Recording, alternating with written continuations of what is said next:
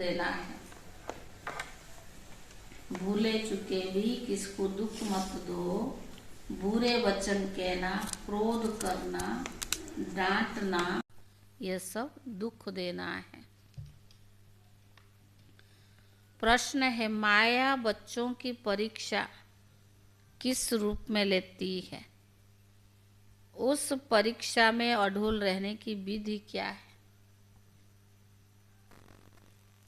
बाबा ने कहा, माया बच्चों को किस रूप में परीक्षा लेती है और उस परीक्षा में अड़ुल रहने की विधि क्या है?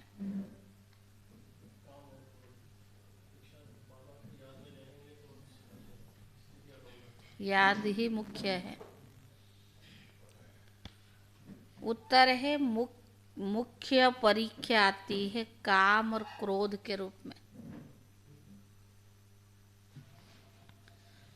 यह दोनों मुश्किल ही पीछा छोड़ते।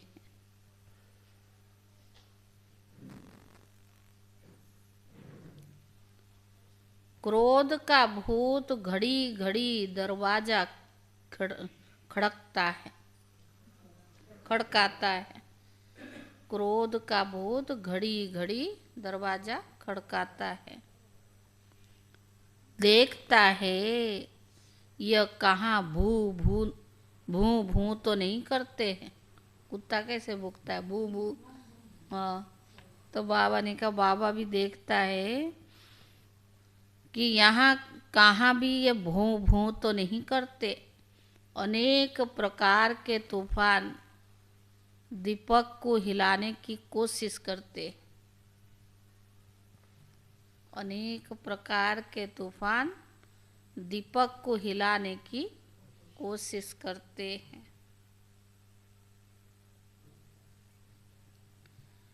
इन परीक्षाओं में अड़ल रहने के लिए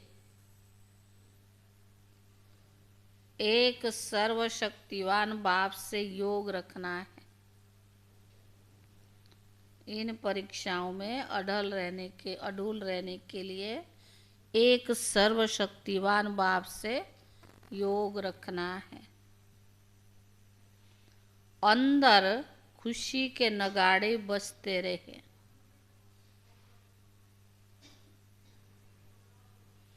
अंदर खुशी के नगाड़े बजते रहे।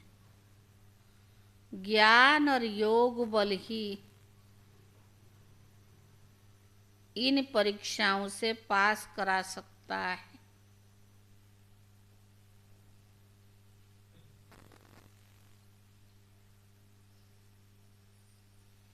गीत है, निर्बल की लड़ाई बलवान से।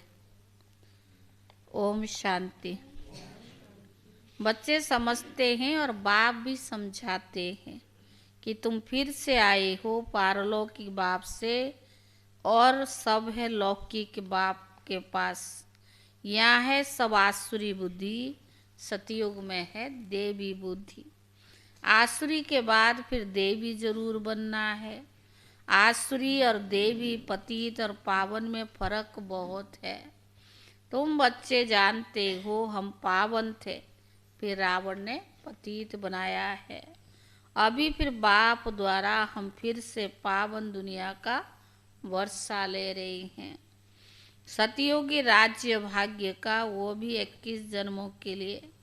जो बाबा बच्चों को कहते तब याद करते हैं, फिर भूल जाते। बाबा ने कहा बच्चों को याद करना है, तब याद करते, फिर भूल जाते हैं।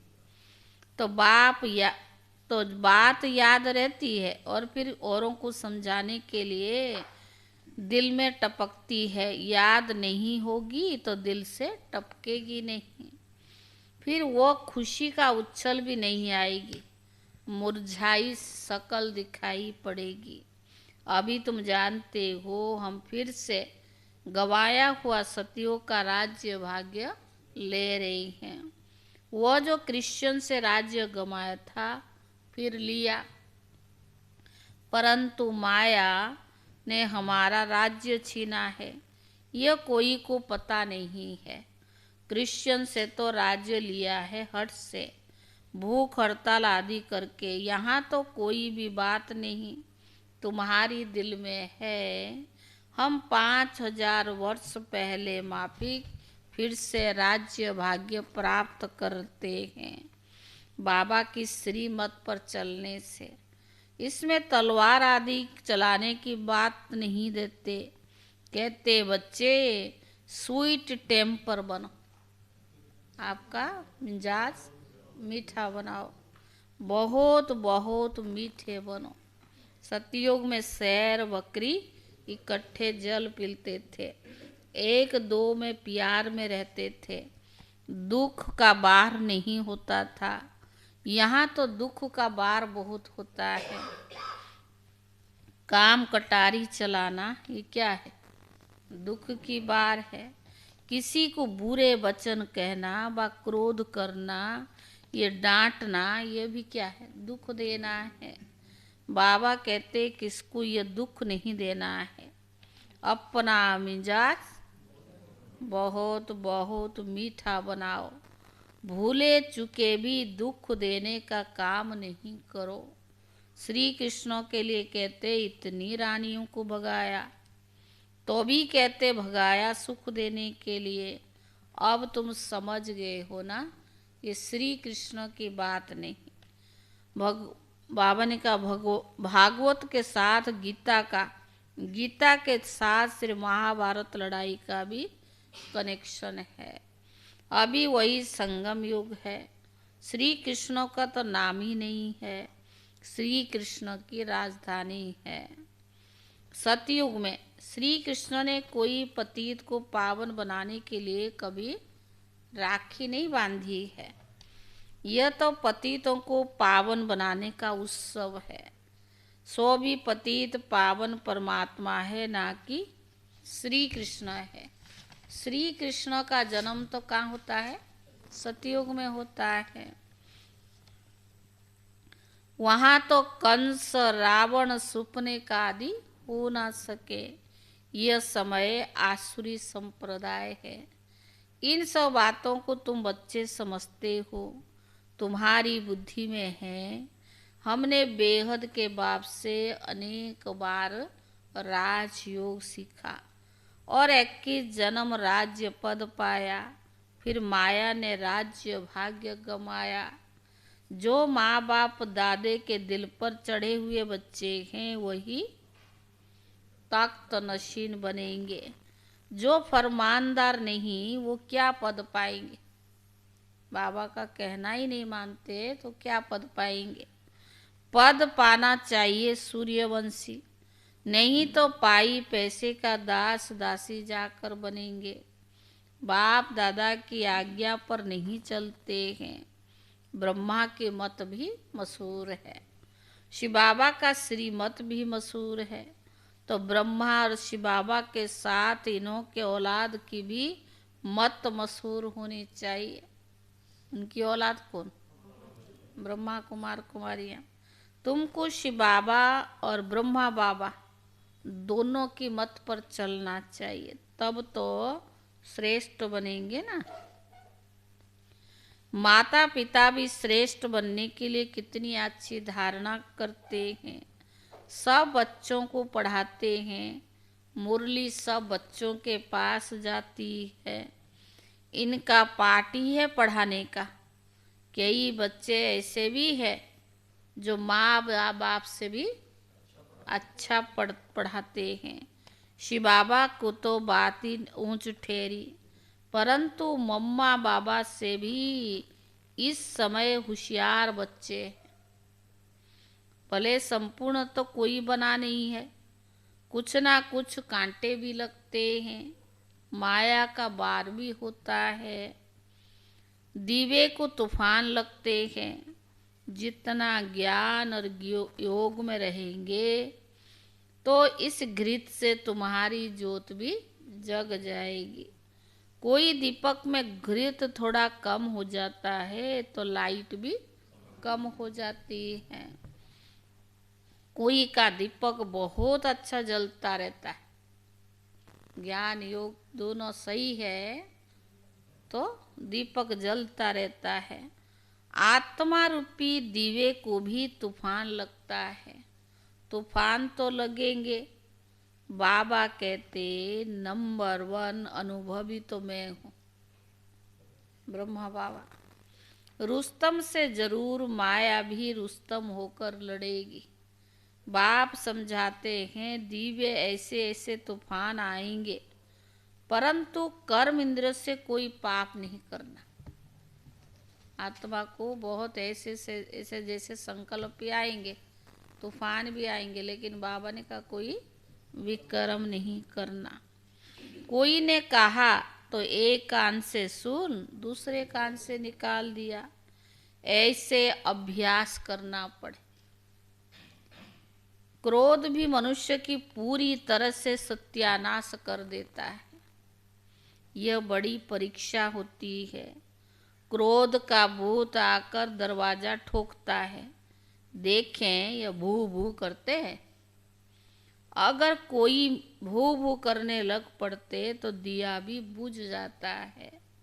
माया सबकी परीक्षा लेती है। समझा जाता है इनमें तो क्रोध था ही नहीं, और फिर क्रोध आ गया है। बाबा के पास बहुत अच्छे अच्छे बच्चे थे। माया के तूफान सहन नहीं कर सके तो गिर पड़े। बहुत अच्छे बच्चे चल भी रही है, थोड़ा बहुत कुछ हुआ तो ज्ञान को जीवन में धारण नहीं किया तो क्या होगा, गिर पड़ते हैं। फिर कहा जाता है इनकी किस्मत। हम परीक्षा में ठहर नहीं सकते। बच्चों को तो परीक्षा में बड़ा अड़ूल रहना है। अंगद मिसल, ये भी एक मिसाल है ना। तुम बच्चों के अंदर खुशी के नगाड़े बजने चाहिए। सर्वशक्तिवान बाप के साथ योग रखने से मदद आप पे ही मिलती रहती है। कोई हथियार पावर नहीं लेते। बाबा ऐसे युक्ति सिखलाते हैं। बाप को याद करो तो विक्रम विनाश होगा। क्रोध की भी स्टेजेस होती है। क्रोध की भी स्टेजेस होती है। काम का भूत बड़ा खराब है। सल कोई में काम का भूत फिर से प्रवेश ना करे।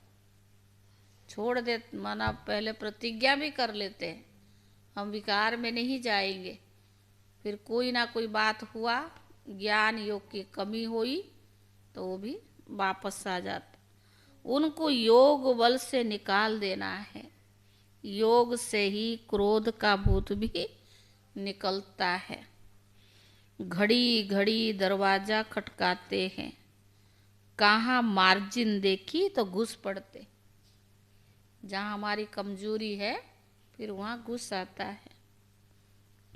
ये 5 चोर अंदर बहुत घाटा डालते। कौन से 5 चोर?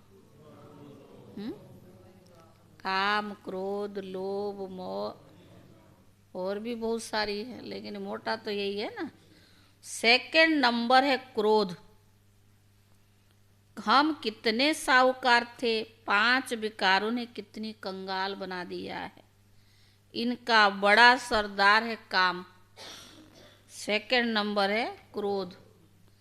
काम बच्चू बादशाह है, बड़ा मुश्किल से पीछा छोड़ते।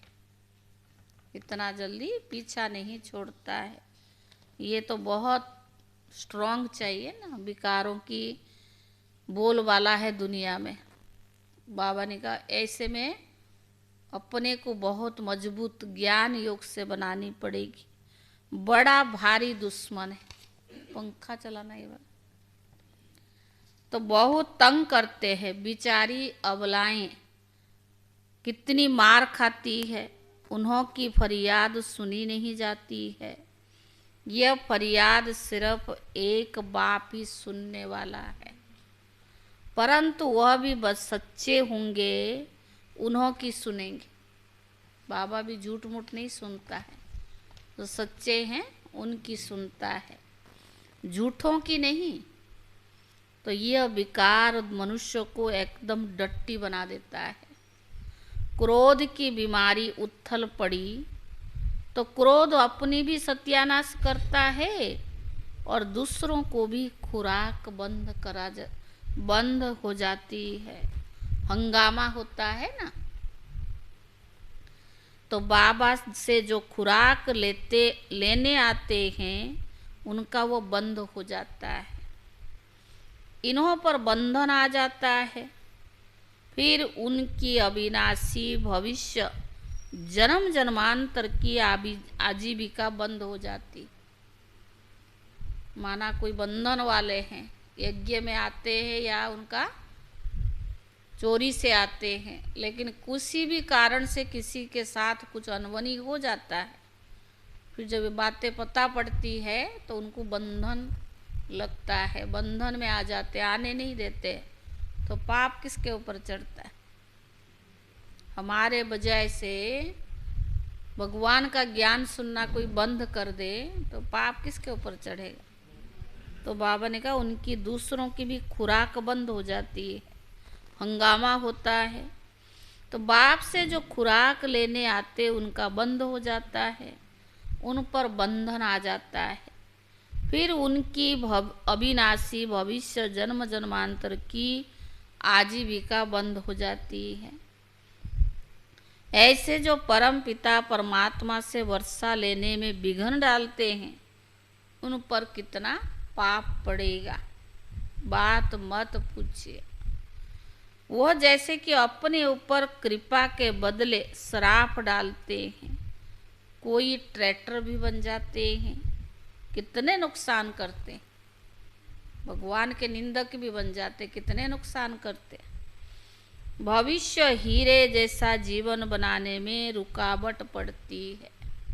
इसीलिए बाप कहते हैं, देखो टाइटल बाबा ने क्या दिया, हमारे बजाय से कुछ भी यज्ञ का नुकसान होता है या दूसरों का नुकसान होता है कि बाप कहते महापापी, महाबेसमझ, महा कम वक्त देखना हो तो यहाँ देखो। अब समझ लीजिए कितना बड़ा बोझ। कोई अखबार में उल्टा सुल्टा डाल देते तो बिचारी माताओं पर कितनी आपदाएं आ जाती। ये साकार मुरली है ना, उन दिनों में अगर थोड़ा बहुत यज्ञ के बहुत विरोधी थे, पेपर में भी निकले। सिंध परिवार में जो दादियाँ आई, बहुत अच्छे अच्छे करोड़ों अरबपति घर के थे, कोई गरीब घर के नहीं थे। उनके ऊपर कितनी विपदाएं आई और जाने अनजाने कारणे अकारणे कोई किसी की तरफ से गलतियां हो जाती है और वो पेपर में पड़ता है। वो पहले से ही विरोधी थे ना, और डबल काम, उनको आना ही बंद कर देते हैं। कितनी आपदाएं आ जाती है जानते हुए फिर कुछ करते हैं तो उन पर धर्मराज की कितनी बड़ी मार पड़ेगी। बाबा कहते ऐसा काम कोई नहीं करे जो ट्रैक्टर बने और अबलाओं पर अत्याचार भी हो, उनको गाजी कहा जाता है। गाजी समझते हो क्या? ट्रैक्टर। तो बाबा ने कहा निंदक हो जाते हैं ना। माथे में खून का टेम्परेचर चढ़ जाता, फिर तो तलवार उठाकर मारने लग पड़ते। गुस्सा जब आता है कुछ समझते थोड़ी है, शांत होने के बाद रियलाइज करते, लेकिन हो तो गया ना, दाग तो लग गई ना। तो बाबा ने कहा फिर उनको फांसी पर चढ़ा देते, वो मंजूर है। लेकिन जब वो चीज़ें आती है, वो विकार की उत्पत्ति होती है या जब गुस्सा आता है, वो देखते नहीं है क्या राइट है क्या रंग है। यहाँ पर भी कई बच्चे ऐसे बन पड़ते, यहाँ पर भी ऐसे। कोई में क्रोध का भूत आ जाता तो कितनों की आजीविका बंद कर देते हैं। बाबा कहते ऐसों के लिए बहुत कड़ी सजा है। जो ट्रैक्टर बनकर विघ्न डालते हैं उनके ऊपर बड़ा पाप चढ़ता है।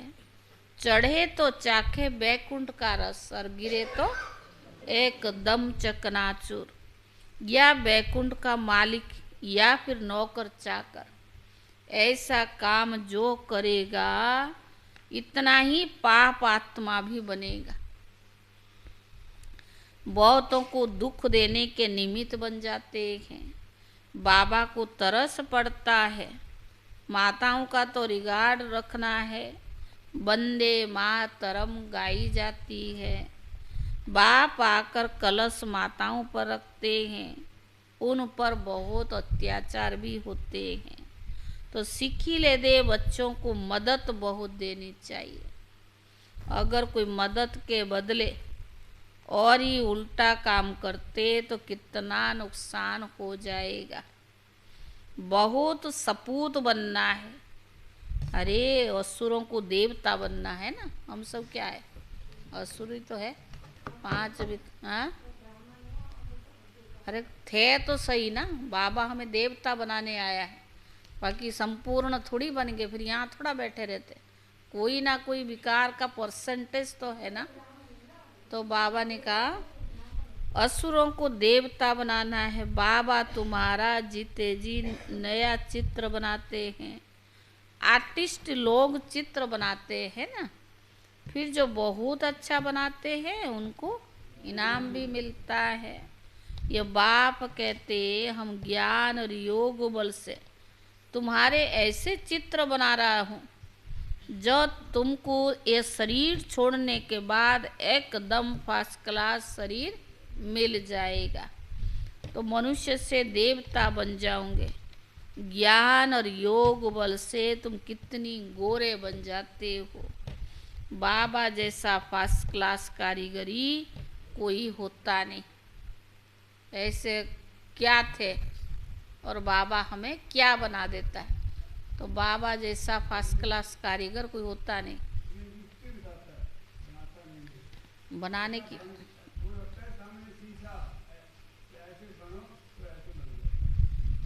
तो बाबा ने कहा यह बाप का ही काम है मनुष्यों को देवता बनाना।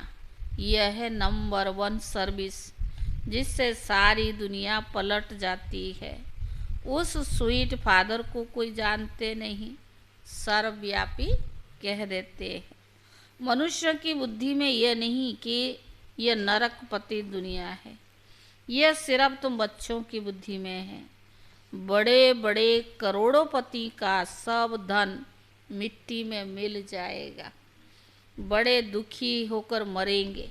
आजकल तो बड़े बड़े आदमी को भी मारते रहते हैं, दुश्मनी कड़ी हो जाती है। तो बात मत पूछिए, बड़ा खराब समय और आना है, अभी आया नहीं, और गंदा समय आएगा। गिर गया लेकिन और भी आना है। तो बाबा ने कहा अब तुम बच्चे पुरुषार्थ कर रही हो भविष्य, और कोई भी भविष्य के लिए पुरुषार्थ नहीं करते हैं। पुरुषार्थ में फिर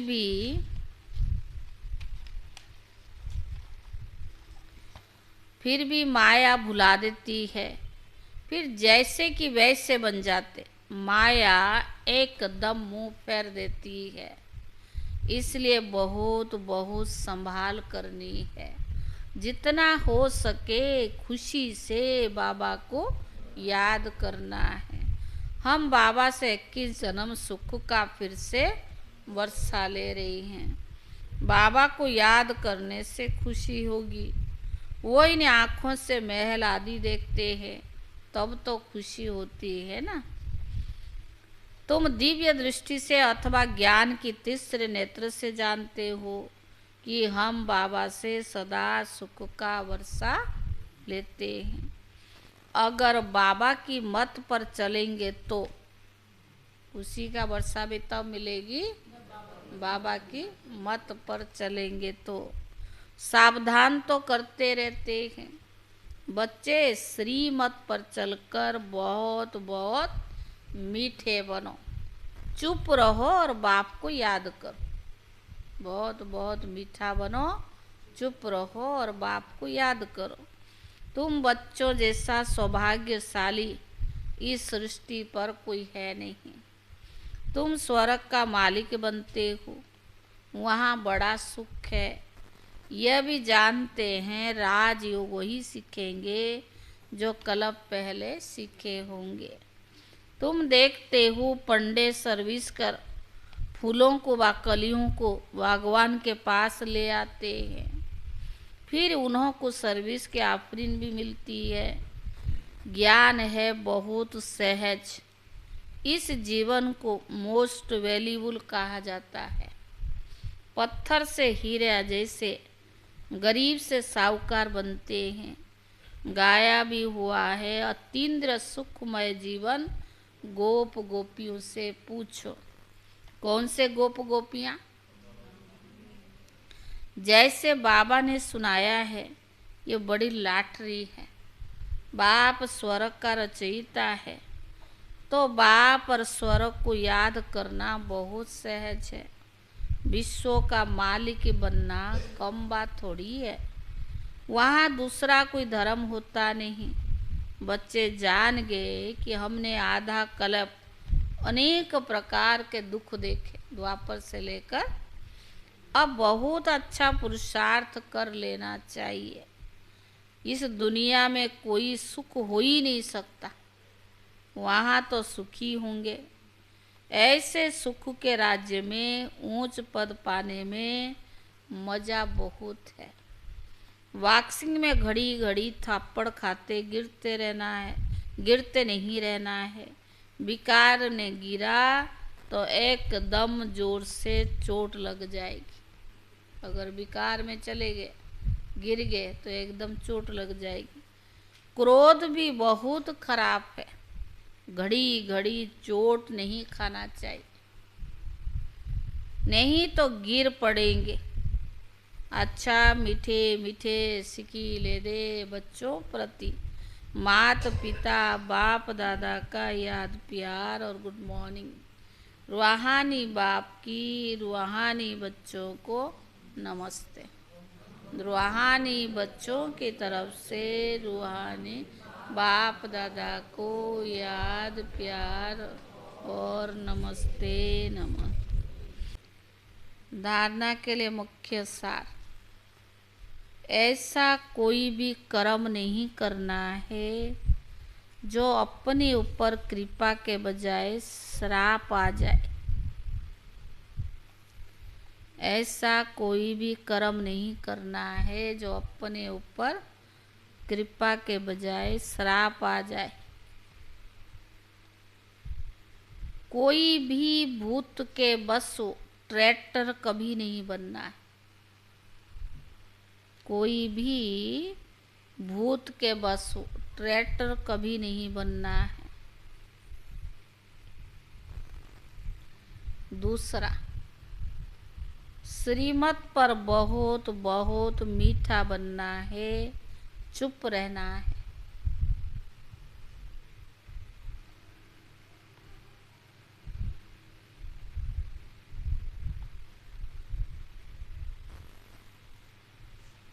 बहुत मीठे मिजाज से बातें करनी है। श्रीमत पर बहुत बहुत मीठा बनना है, चुप रहना है। बहुत मीठे मिजाज से बात करनी है। कभी काम या क्रोध के बस नहीं, कभी काम और क्रोध के बस नहीं होना है। वरदान, सरल संस्कार द्वारा बुरे की आकर्षण से परे रहने वाले सदा हर्षित मूर्त भव। वरदान है, सरल संस्कार द्वारा अच्छे बुरे की आकर्षण से परे रहने वाले सदा हर्षित मूर्त भव।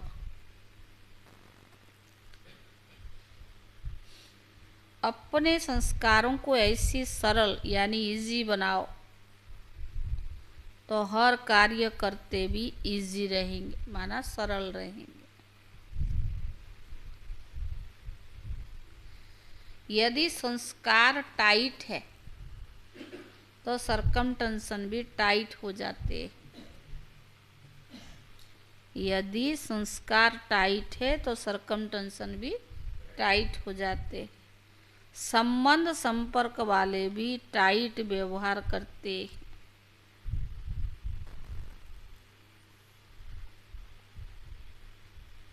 टाइट अर्थात खींचातान में रहने वाले,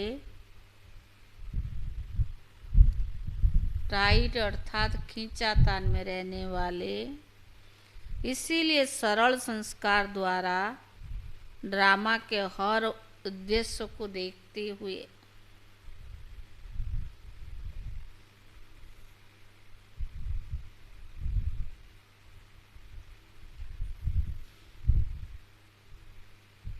तो बाबा ने कहा इसलिए सरल संस्कार द्वारा ड्रामा के हर उद्देश्यों को देखते हुए अच्छे और बुरे के आकर्षण से परे रहो। ना अच्छे में फंसो ना बुरे में परेशान हो, दोनों से परे रहो। अच्छाई आकर्षण करे, ना बुराई तब ना बुराई, ना अच्छाई आकर्षित करे और ना बुराई तब आकर्षित रह सकेंगे। आकर्षण से परे रहो तो अच्छाई आकर्षित करे और बुराई और ना बुराई तब आकर्षित रह सकेंगे। स्लोगन: जो सर्व प्राप्तियों से संपन्न है वही इच्छा मात्रम अविद्या है। ओम शांति।